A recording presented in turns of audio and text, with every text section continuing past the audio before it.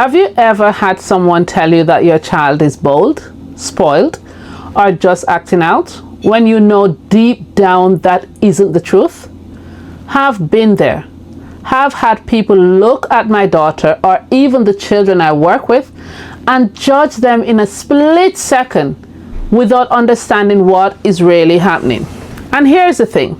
For autistic children, what often looks like bad behavior is actually communication.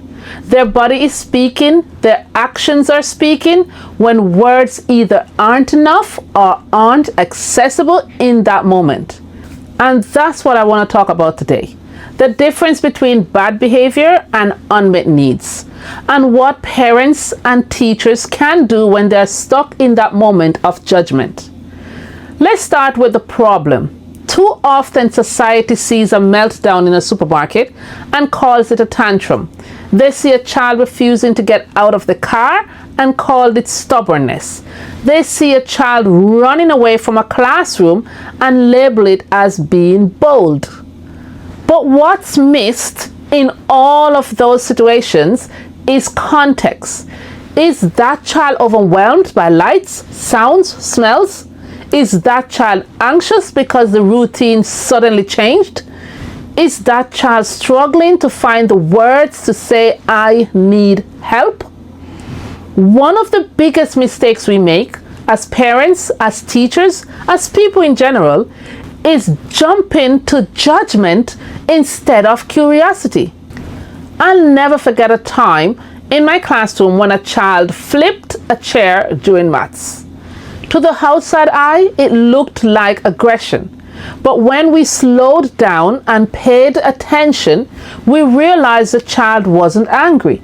He was lost. He didn't understand the work and didn't have the words to say, I need help. That chair wasn't about violence.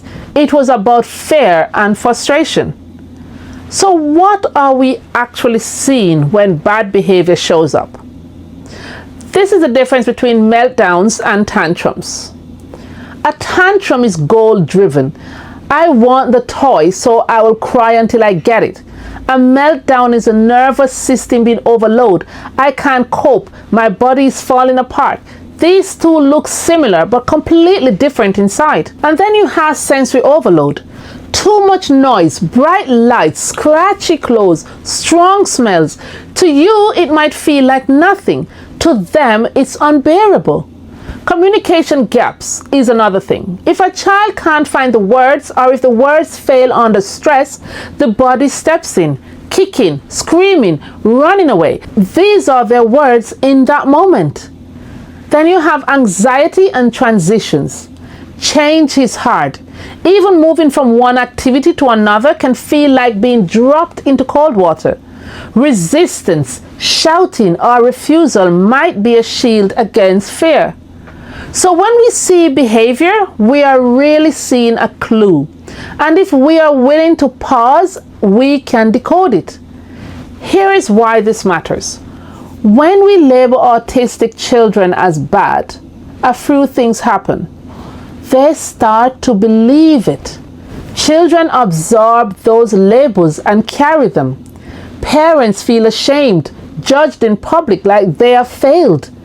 Teachers lower expectations, assuming this child can't. But none of that is true. The child isn't bad. The parent isn't failing. The teacher isn't powerless. We just need new lens. Here's a question I ask myself all the time. Instead of saying, why is a child misbehaving? I ask, what is this child trying to say? Because behavior is communication until proven otherwise. That shift changes everything for me. A simple checklist will help you. Like, are they hungry? Are they tired? Are they overwhelmed? Are they confused? Are they needing connection? 9 times out of 10, when you meet that need, the behavior eases. Not instantly, but eventually. So what do we do as parents and teachers? 1, we stay calm. Your calm nervous system is the anchor they need.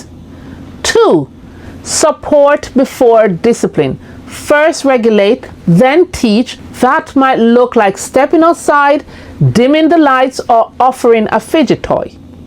3, wait for the calm. Teaching doesn't work mid-meltdown. Save the lesson for later when they can listen. And 4, teach coping skills. Breathing, asking for help using visuals, small steps, practice over time. And 5, celebrate the wins. Even the smallest sign of self-regulation is huge. Point it out, build it up. I once worked with a child who would throw himself on the floor every time the bell rang. At first, it was chaos. But when we realized it was sudden noise triggering fear, we gave him ear defenders and warned him before the bell. Within weeks, the bad behavior disappeared. Nothing about that child was bad. We just needed to understand his experience.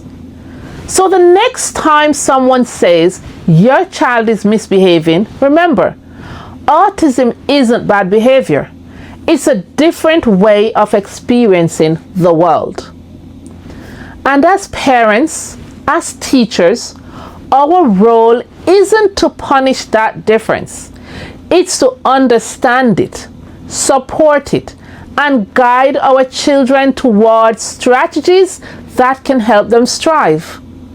Because behind the behavior is always a child, and behind every child is a chance for us to do better. So if this video gave you a new perspective, please share it with another parent or a teacher who needs to hear it. And don't forget to subscribe to this channel, because parents of autistic children deserve calm, clear support, not blame. Thank you.